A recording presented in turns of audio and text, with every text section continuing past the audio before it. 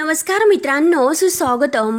मुरंबा मालिकेच्या आजच्या भागामध्ये आता रमाने जे जे काही तिला अगदी ढोळे जेवणाला अक्षयला आणि सीमाला जायचे असते, तर त्यासाठी सीमाने अगोदर रमाला विचारलेलं असतं की माझ्या रमीला काय खायचं आहे. तेव्हा रमाने अगदी कच्च्या करीचं जे काही आता लोणचं वगैरे आहे, ठेचा वगैरे सगळं काही आता सीमाला करण्यासाठी सांगितलेले असते. सीमा आणि अक्षय मिळून दोघे आता ते सर्व काही करतात. तेव्हा मात्र आता अक्षय म्हणतो की हे बघ, तिने जे सांगितलं ते सगळं काही अगदी मस्त रेडी तयार आहे. तर आता सीमा म्हणते की बरं ठीक आहे, आता आपण हे डबे तर भरले, पण एक गोष्ट लक्षात घे, काही तू तिच्या आवडीचे पदार्थ तयार केलेस आणि हे डबे भरलेस, तर ते तिथे तिच्या घरी म्हणजे कावेरीच्या घरी ते डबे आपण उघडूयात. येथे नकोय, येथे बाकी जे पदार्थ आहे तर ते तिच्या घरच्यांच्या समोर उघडूयात. आणि महत्त्वाची एक गोष्ट म्हणजे अक्षय, अरे जेवणाचा जो काही बेत असेल तर तो कावेरीकडेच ठेवूयात आपण, येथे नकोय. तेव्हा आता प्रत्येक गोष्ट ही रमाच्या घरीच करायची असे आता अक्षयला सीमा सांगत असते. परंतु आता अक्षय सीमाला विचारतो की अगं पण असं का करायचं, आपल्या घरी असं काहीच का नकोय. तेव्हा आता सीमा म्हणते की अरे जर आपण दोन्ही ठिकाणी जर हे पदार्थ ठेवले तर मात्र ती इकडे सुद्धा जेवेल आणि तिकडे सुद्धा जेवेल आणि तिचं पोट अगदी अगदी भरेल. आणि एक गोष्ट ऐक अक्षय, हे जे काही आहे तर ते कुणाला सांगू नकोस. अरे अगदी रमाला सुद्धा याबद्दल तू सांगू नकोस. त्यावर आता अक्षय म्हणतो की हो हो चालेल आई, मी कुणाला काही सांगणार नाही आणि तोंडावर बोट ठेवतो. त्यावर आता सीमा म्हणते की हो अरे अक्षय, आपण तिला सरप्राईज देऊयात. त्यानंतर आता इकडे सगळं काही डेकोरेशन पंकज काकानी साई करतात आणि रमाला विचारतात की रमे अगं झाले का मस्त. तेव्हा आता रमा म्हणते की हो एकदम परफेक्ट. पंकज काका म्हणतो की हो हे सगळं काही साईमुळे झाले. आणि तेवढ्यात साई आणि माई हे दोघे येतात. तर पंकज काका म्हणतात की हो तुमचाच विषय सुरू होता, अगदी 100 वर्ष आयुष्य आहे तुम्हाला. तेव्हा आता रमा ही त्यांना बघून तर खुश होते आणि कावेरी, मंगला मावशी आणि यांची जी साईची आई माई आहे तर त्यांची ओळख करून देते. आता ह्या एकमेकींना नमस्कार करतात, एकमेकींची ओळख होते. कावेरी आता अगदी मोठे मन करून म्हणते की खरंच तुमच्या साईचे अगदी लाख आभार मानावं तितके कमी आहे, कारण त्यांच्यामुळेच आज आमची रमा आहे तर ती आमच्या सोबत आहे. खरंच तुमचा साई खूप चांगला आहे, एक अगदी गुणी मुलगा आहे, संस्कारी. तेव्हा आता माई म्हणतात की हो माझा मुलगा तर गुणी आहे, अगदी लोकधार्जिनी. त्यावर आता हे ऐकून कावेरी विचारते की काय, तर माई हसतात. माई म्हणतात की अहो लोकधार्जिन म्हणजे लोकांना मदत करायला त्याला खूप आवडते. तेव्हा आता साई म्हणतात की चला मला तर एंट्री नाही, परंतु माईंना तर एंट्री आहे ना. तेव्हा लगेच आता सर्वजण हसतात.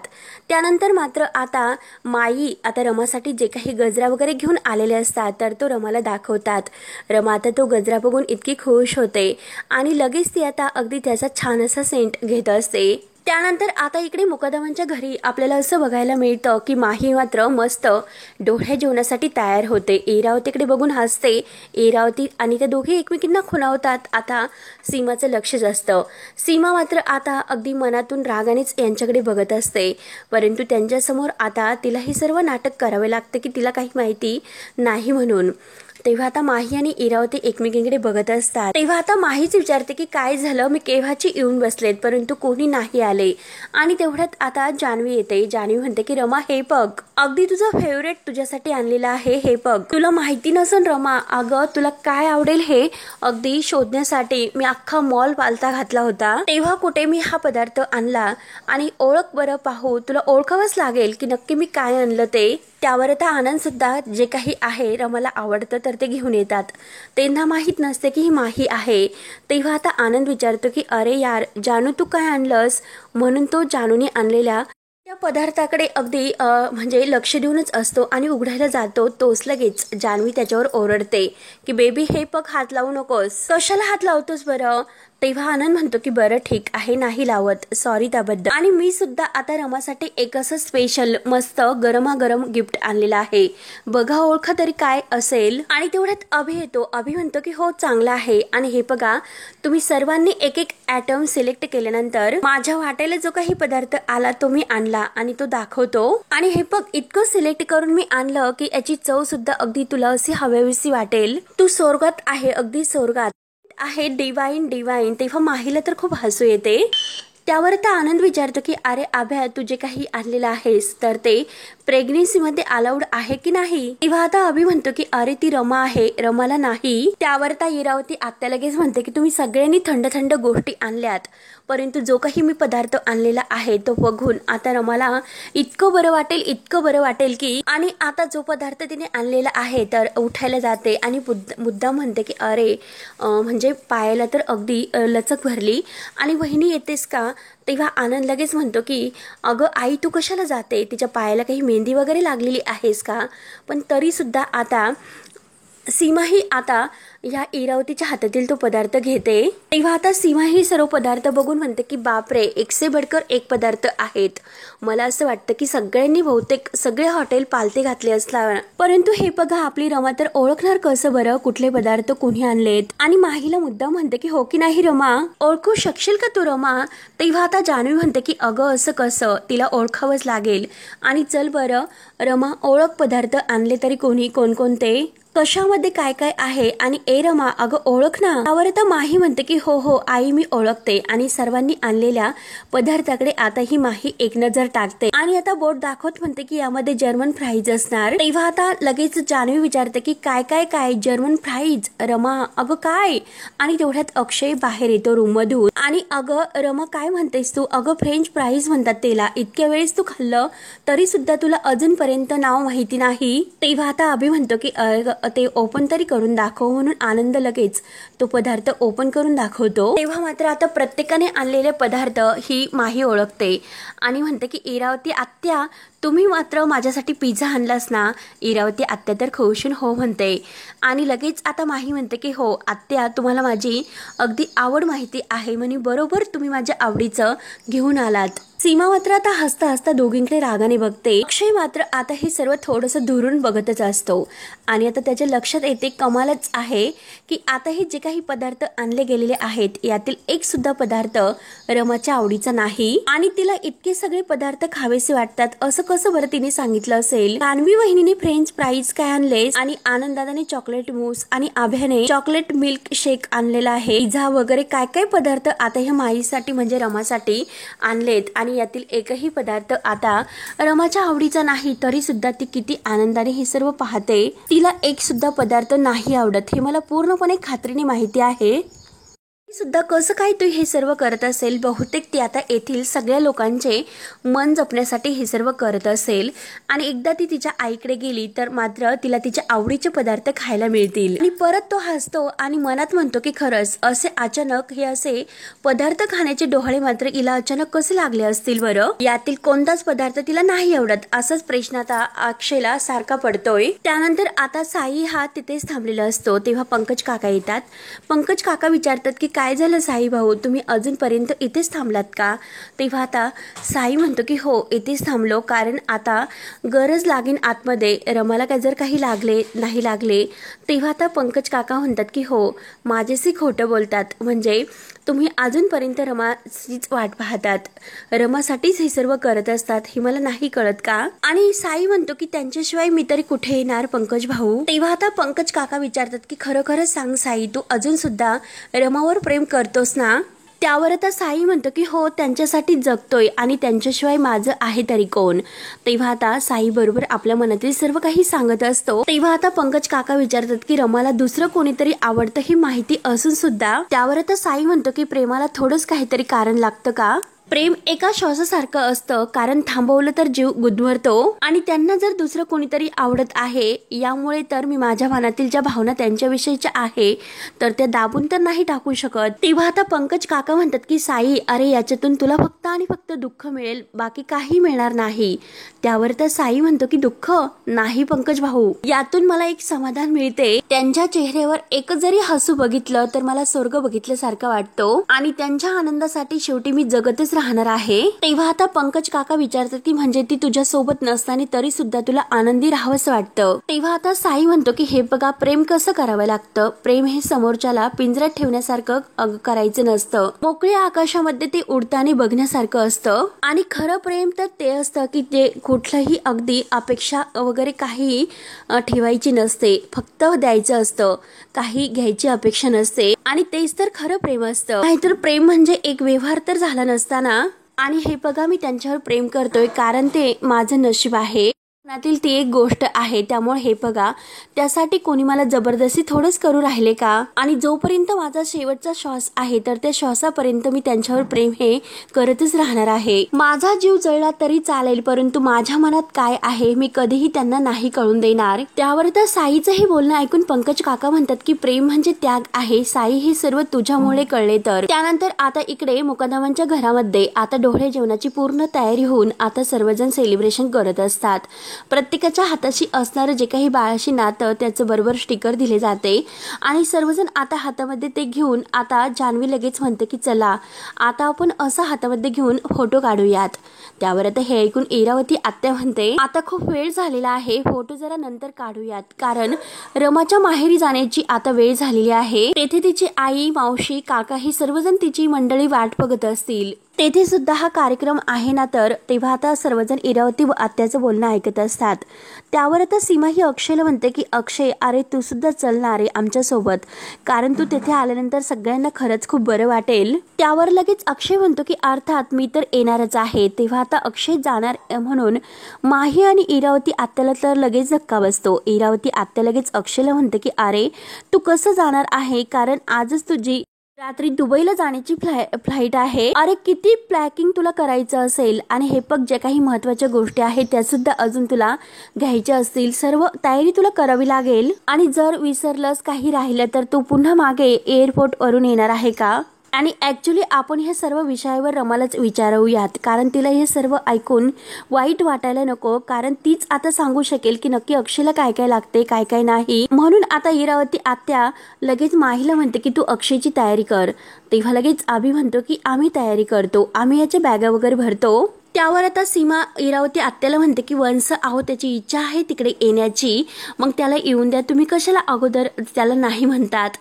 त्यानंतर आता अक्षय म्हणतो की बरं ठीक आहे, मी तिकडे यायचं किंवा नाही यायचं हे फक्त आता तिला विचारतो, म्हणजे रमाला. आणि अक्षय आता रमाला म्हणजे माहीला विचारणार असतो, आणि तिने जे काही ठरवेल की मी तिकडे यायचं किंवा नाही यायचं तेव्हा तेच मी करेल असे आता अक्षय म्हणतो. आणि मला माहिती आहे की एक दिवस मी जर दुबईला उशिरा गेलो तर काही फरक पडत नाही, आणि ती सुद्धा काय म्हणणार आहे हे सुद्धा मला माहिती आहे, त्यामुळे काय रमा मी येऊ ना तिकडे तुझ्या माहेरी. त्यावर आता लगेच माही म्हणते की हो माझी इच्छा आहेच तुम्ही तेथे माझ्याबरोबर यावं म्हणून. तेव्हा लगेच आता पण हा शब्द सुद्धा म्हणते.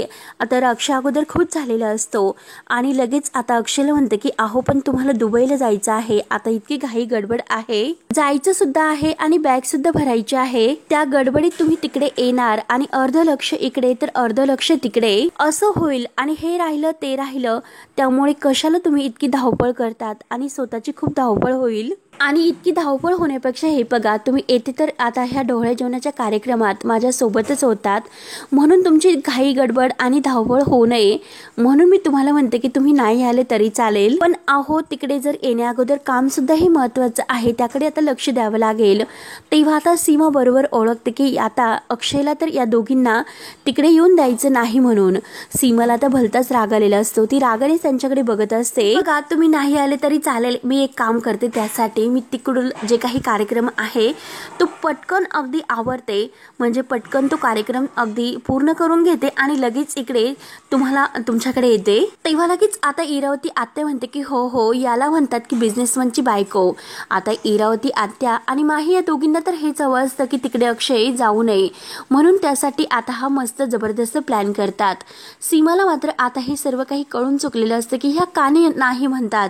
तेव्हा आता माहीचं हे बोलणं ऐकून आता अभि सुद्धा म्हणतो की बापरे केवढी ती काळजी म्हणजे नवऱ्याची. तेव्हा आता जान्हवी सुद्धा हसते, आनंद सुद्धा हसतो, तर अक्षय तर थोडासा नाराज होतो. अक्षय म्हणतो की बरं ठीक आहे जशी तुझी मर्जी. त्यानंतर आता इकडे कावेरीच्या घरी सुद्धा आपल्या रमाचं जे डोहाळे जेवण आहे तर दणक्यात सुरू होतं. छान असं सेलिब्रेशन करण्यासाठी बायका आलेल्या असतात, सर्व काही उत्तम तयारी होत असते, सर्वजणी खूप छान तयार होतात आणि रमाचं रूप सुद्धा अगदी खुलून दिसत असतं हिरव्या साडीमध्ये.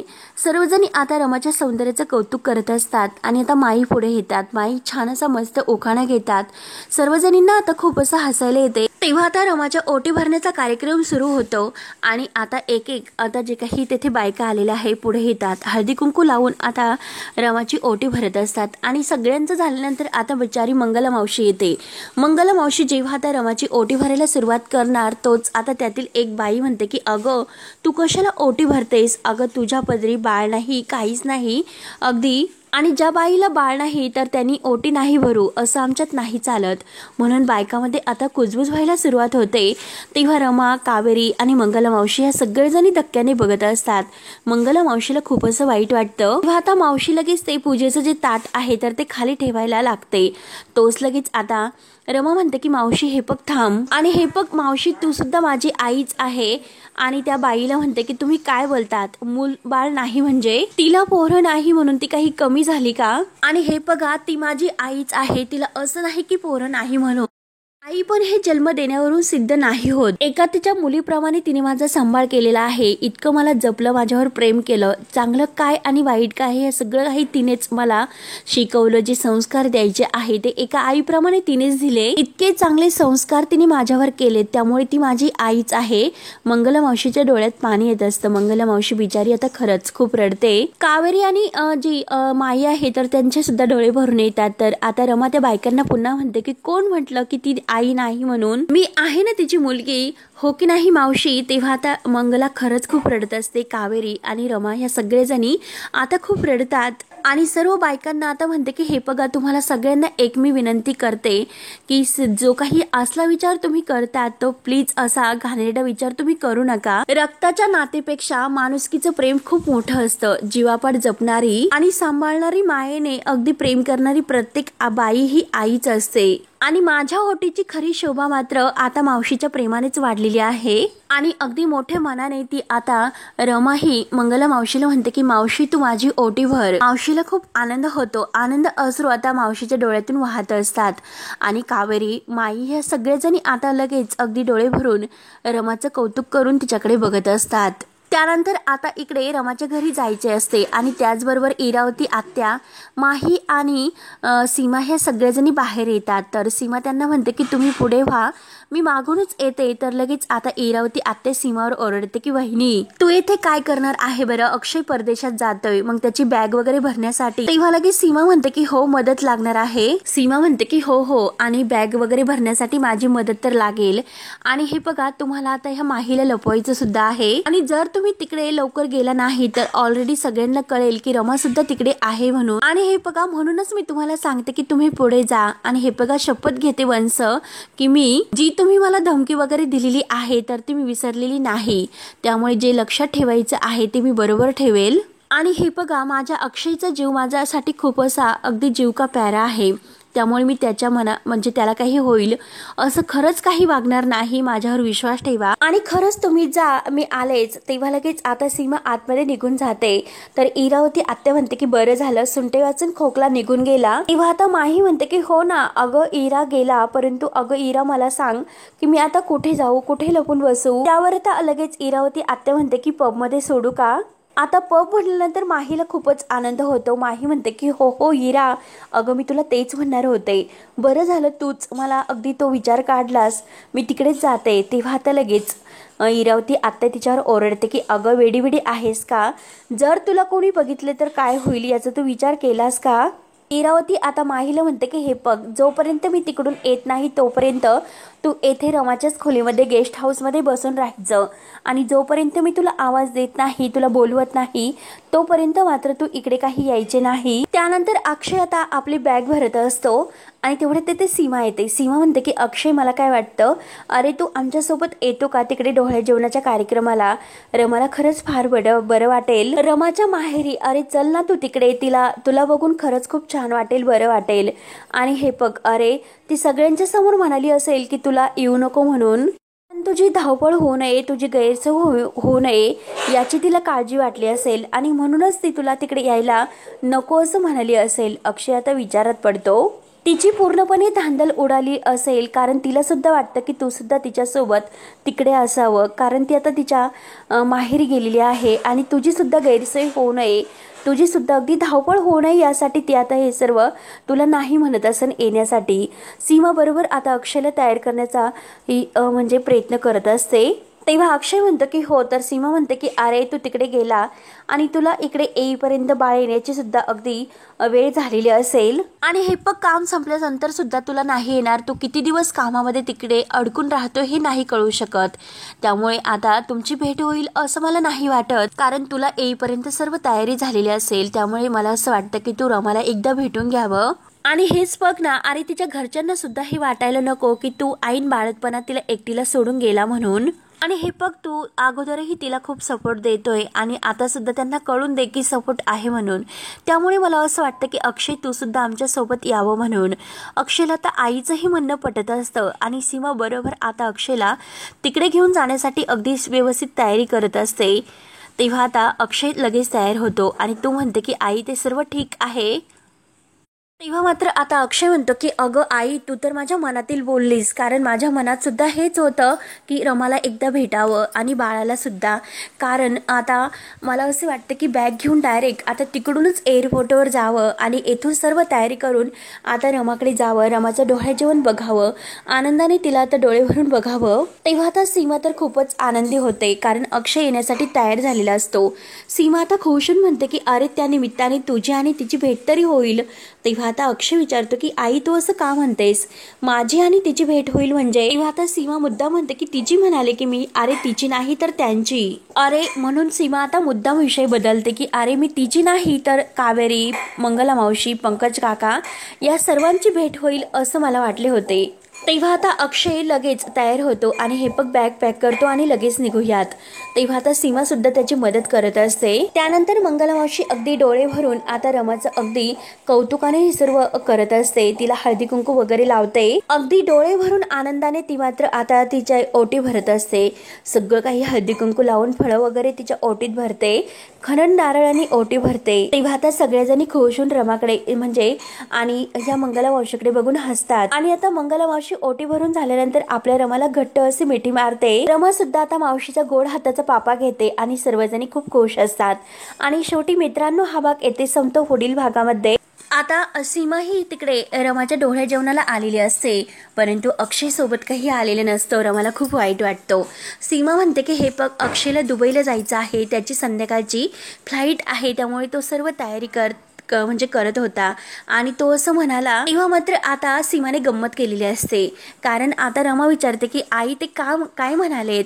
तेव्हा आता सीमा म्हणते की तो असं म्हणाला की तो रमाला भेटल्याशिवाय जाणार नाहीच. तेव्हा आता रमाचा आणि बाकी सर्वांचे चेहरे लगेच खुलतात आणि शेवटी अक्षय आता आपल्या रमाला भेटायला आलेलाच असतो.